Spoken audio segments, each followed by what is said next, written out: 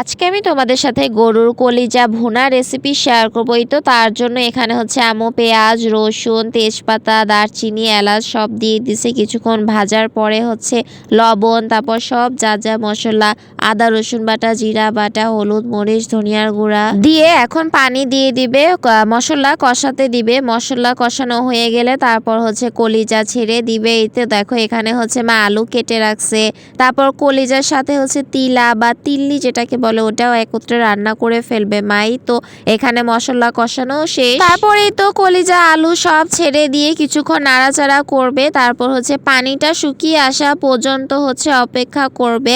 কলিজা কিন্তু না একটু ভুনা ভুনা খেতে, ঝাল ঝাল খেতে কিন্তু ভালো লাগে, বেশি পানি থাকলেও কিন্তু আবার ভালো লাগে না, তাই না? একদম ভুনা ভুনা কষা কষা। এই তো দেখো কলিজা রান্না পানিটা এখন আরেকটু শুকিয়ে আসলেই মা নামিয়ে ফেলবে। এই তো দেখো আম্মুর হাতের স্পেশাল কলিজা ভুনা কি সুন্দর হয়েছে, তাই না? সবাই একটু মাশাআল্লাহ বলে দিও। কলিজা ভুনা রেসিপি সেটিও কমেন্ট করে জানিয়ে দিবে। আল্লাহ হাফেজ।